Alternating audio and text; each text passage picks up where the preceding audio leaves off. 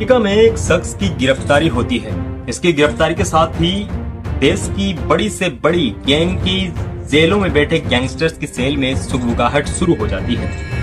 देश की सुरक्षा जांच एजेंसियां भी सकते में आ जाती है। इसलिए नहीं कि उस शख्स की गिरफ्तारी हुई है, बल्कि इसलिए कि गिरफ्तारी के बाद उसे उस देश से लाना कितना बड़ा मुश्किल काम है। और आखिर उसकी गिरफ्तारी भी ऐसे मामले में हुई थी जिसमें लाना थोड़ा बहुत मुश्किल था।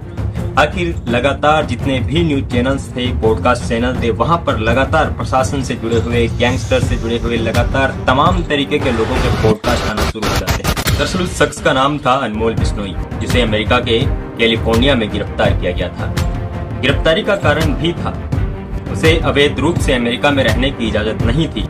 वो भारत से डंकी रूट होते हुए अमेरिका पहुंचा था बिना किसी पासपोर्ट के।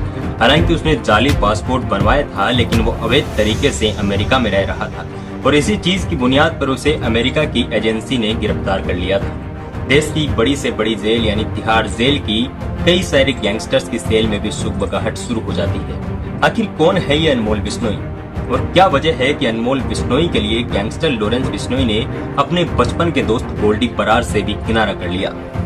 लॉरेंस बिश्नोई और गोल्डी बरार की इस विवादित एंगल में आखिर अनमोल बिश्नोई का क्या कंट्रोवर्शियल इश्यू है, आज की वीडियो में आपको बताएंगे अनमोल बिश्नोई की कहानी। इसी के साथ ही गैंगस्टर लॉरेंस बिश्नोई और गोल्डी बरार के अलग होने की कहानी में आखिर अनमोल बिश्नोई का क्या रोल है, इस मामले में भी चर्चा करेंगे।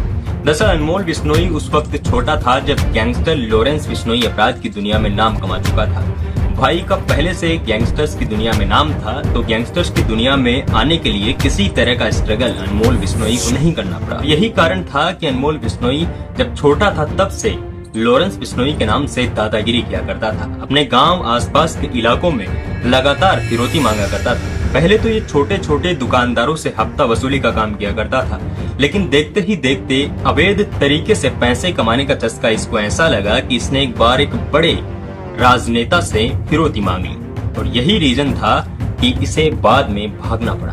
हालांकि इसकी गिरफ्तारी इस मामले में हुई, लेकिन बाद में इसी गिरफ्तारी की वजह से ही अपराध की दुनिया में कदम रख देता। देखते ही देखते कब ये अपने भाई के बैकग्राउंड और बैक सपोर्ट से एक बड़े गैंगस्टर्स का रूप ले लेता है, किसी को नहीं पता था। अनमोल बिश्नोई साल 2022 तक छुपा हुआ था। किसी को नहीं पता था कि लॉरेंस का एक ऐसा भाई भी है जो लॉरेंस से भी ज्यादा माइंडेड है। हालांकि लॉरेंस बिश्नोई के बाद में जाकर सभी काले काम या यूं कहें कि सभी जो भी क्राइम लॉरेंस बिश्नोई करता था, उसकी जो भी योजना होती थी वो यही अनमोल बिश्नोई और लॉरेंस बिश्नोई के मामा का लड़का सचिन थापन बनाते थे। लॉरेंस बिश्नोई पहले से तिहाड़ जेल में था। लगातार देश की अन्य जेलों में लॉरेंस बिश्नोई को फिरौती रंगदारी मांगने के जुर्म में लगातार अलग अलग अदालतों और अलग अलग जेलों का दौरा करना पड़ता था। लॉरेंस बिश्नोई कभी एक जेल में टिका नहीं, लेकिन ऐसी कोई जेल नहीं जहां पर लॉरेंस बिश्नोई की खातिरदारी नहीं हुई। उसके पास कहीं से भी मोबाइल आ जाता है, वो लगातार इंटरव्यू देता रहता है। ऐसे में लॉरेंस बिश्नोई जैसे ही इंटरव्यू में खुद को डिसेंट प्रूव करता है, पूरा देश की मीडिया और देश के जो जेनजी जनरेशन के युवा हैं वो लॉरेंस बिश्नोई के फैन हो जाते हैं। लॉरेंस बिश्नोई पर हम वीडियो बनाते हैं तो कमेंट सेक्शन में कई सारे लॉरेंस के भक्त उठकर खड़े हो जाते हैं। लॉरेंस बिश्नोई का इन 2 इंटरव्यू के बाद जो क्रेज भारत की जनता के बीच या फिर यूं कहें कि 18 से 25 साल के युवाओं के बीच खड़ा है, वो सच में अविश्वसनीय। अनमोल बिश्नोई साल 2022 में पूरी तरह से हाईलाइट हो जाता है जब पंजाबी सिंगर सिद्धू मूसेवाला की हत्या होती है। इस हत्या का मास्टरमाइंड खुद अनमोल बिश्नोई ही था। इसके साथ ही गैंगस्टर लॉरेंस बिश्नोई का उसे बैक सपोर्ट था।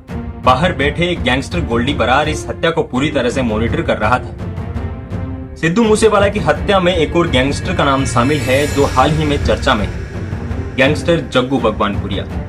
गैंगस्टर जग्गू भगवानपुरिया की मां का हाल ही में पंजाब के वडाला में कत्ल कर दिया गया।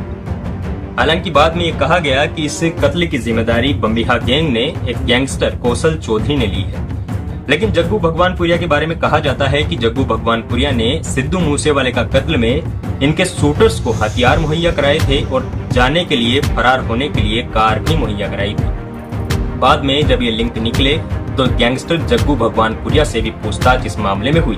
गैंगस्टर जग्गू भगवानपुरिया के बारे में आपको एक ब्रीफ इंफॉर्मेशन दे तो आपको ये बता दें कि जब लॉरेंस बिश्नोई अपराध की दुनिया में नया था, उस वक्त पंजाब में जग्गू भगवानपुरिया का सिक्का बोला करता था। हत्या, अपराध, फिरौती, रंगदारी से लेकर ऐसा कोई काम नहीं था जो गैंगस्टर जग्गू भगवानपुरिया नहीं करता था। हालांकि जग्गू भगवानपुरिया का मेन जो क्राइम था वो तस्करी थी। ये बॉर्डर पार से कई बार हीरोइन, गांजे और अफीम की तस्करी करते हुए पकड़ा गया था। पंजाब में पूरी तरह से इसका बोलबाला था। इसकी विरोधी गैंग का नाम था बम्बिहा गैंग। लेकिन बम्बिहा गैंग के सरगना रहे दविंद्र बम्बिहा का उन दिनों पंजाब पुलिस ने एनकाउंटर कर दिया था, जिसके बाद से जग्गू भगवानपुरिया का पंजाब में एक छत्तरराज हो चुका था। कहते हैं लॉरेंस बिश्नोई अपनी क्राइम की दुनिया में इसी जग्गू भगवानपुरिया के पीछे पीछे आया, या फिर यूं कहें कि जग्गू भगवानपुरिया को लॉरेंस बिश्नोई का गुरु कहा जाता है। कहा तो ये भी जाता है कि जग्गू भगवानपुरिया देश का सबसे अमीर गैंगस्टर है। अब ये तमाम चीजें अगर हम साइड में कर दें और वापस आते हैं अनमोल बिश्नोई पर। साल 2022 में सिद्धू मूसेवाला की हत्या होती है। मई में सिद्धू मूसेवाला की हत्या हुई और इसी हत्या में मास्टरमाइंड के तौर पर अनमोल बिश्नोई को ढूंढा जाने लगा। देश की तमाम सुरक्षा एजेंसियां अनमोल बिश्नोई का नाम चिल्लाने लगी। देश के तमाम मीडिया चैनल अनमोल बिश्नोई के नाम की गुणगान करने लगे। आखिर अनमोल बिश्नोई इतना बड़ा मास्टरमाइंड अचानक से कैसे बन गया? यूं तो अनमोल बिश्नोई लगातार क्राइम करता रहा, लेकिन सिद्धू मूसेवाला को मारना एक अपने आप में बड़ा क्राइम है। हालांकि जिसके बाद लगभग नवंबर साल 2022 में अनमोल बिश्नोई एक फर्जी पासपोर्ट बनाता है। दिल्ली से फर्जी पासपोर्ट बनाने के बाद अनमोल बिश्नोई अजरबैजान भाग जाता है। वहां से दुबई और वहां से जाते हुए वो सीधा अमेरिका भाग जाता है। अब हालांकि आपने शाहरुख खान की एक मूवी देखी होगी जिसका नाम है डंकी। उस मूवी में इसी डंकी रूट के बारे में बताया गया है कि कैसे बिना पासपोर्ट के लोग बाहर के देशों में डंकी रूट को अपनाते हुए जाते हैं। और इसी डंकी रूट का सहारा लिया गैंगस्टर अनमोल बिश्नोई और इसके भाई सचिन थापन ने। हालांकि लॉरेंस बिश्नोई का बैक सपोर्ट था, पावर थी और पैसे की कोई कमी नहीं थी। किसी से भी रंगदारी मांगो 30-40 लाख रुपए किसी भी टाइम पर आ जाते थे। अब ऐसे में लॉरेंस बिश्नोई के भाई अनमोल बिश्नोई को ना तो पैसों की दिक्कत थी और ना ही दिक्कत थी पावर की। लॉरेंस बिश्नोई खुद एक बड़ा गैंगस्टर था और कहा जाता है कि डंकी रूट यानी छिपते छिपाते जंगलों से होते हुए जो रास्ते होते हैं उन्हीं रास्तों से ले जाकर इन लोगों को अमेरिका छोड़ा जाता है।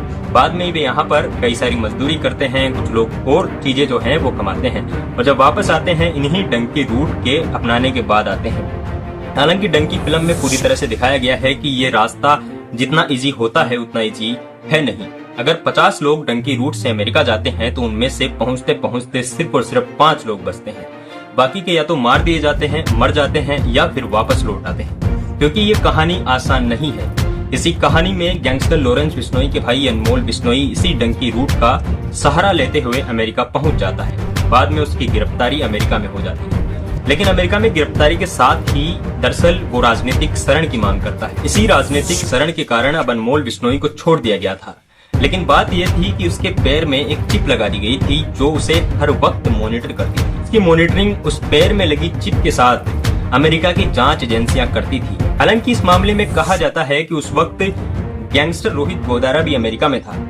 लॉरेंस बिश्नोई के भाई अनमोल बिश्नोई को काफी दिनों बाद छोड़ दिया गया, लेकिन लॉरेंस बिश्नोई का आरोप है कि उसे जमानत दिलाने में गोल्डी बरार का किसी तरह का कोई हाथ नहीं है। गोल्डी बरार ने अनमोल बिश्नोई को जमानत दिलाने की थोड़ी बहुत भी मशक्कत नहीं की और यही बात चुप जाती है गैंगस्टर लॉरेंस बिश्नोई की। हाल ही में गोल्डी बरार का एक ऑडियो भी वायरल होता है जिसमें पूरी तरह से देखा जा सकता है कि वो लॉरेंस बिश्नोई के बारे में क्या कुछ कह रहा है। लॉरेंस बिश्नोई और गोल्डी बरार अब आधिकारिक रूप से अलग हो चुके हैं, जिसकी घोषणा खुद गोल्डी बरार ने की है। जिसके पीछे एक कारण भी है। हालांकि लॉरेंस बिश्नोई की तरफ से ये बात कही जाती है कि अनमोल बिश्नोई को जब अमेरिका में गिरफ्तार किया गया तो उसकी गिरफ्तारी यानी कि उसकी गिरफ्तारी को रद्द करवाने या फिर उसको रिहा करवाने की किसी तरह की मशक्कत गोल्डी बरार के द्वारा नहीं की गई। हालांकि गोल्डी बरार और लॉरेंस बिश्नोई जब पंजाब यूनिवर्सिटी में पढ़ते थे और सोपू नाम के स्टूडेंट यूनियन संगठन से जुड़े हुए थे, तभी से इनकी दोस्ती गहरी होती गई है।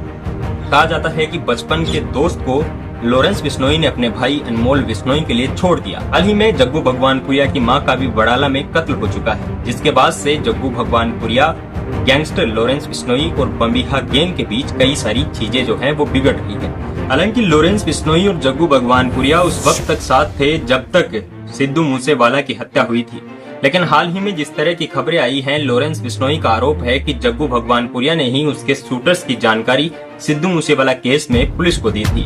अब जांच एजेंसी को क्योंकि इस बात की जानकारी जग्गू भगवानपुरिया से मिली थी, तो लॉरेंस को पूरी तरह से शक था कि हो न हो इसी जग्गू भगवानपुरिया ने ही इसके शूटर्स की जानकारी पुलिस को दी थी।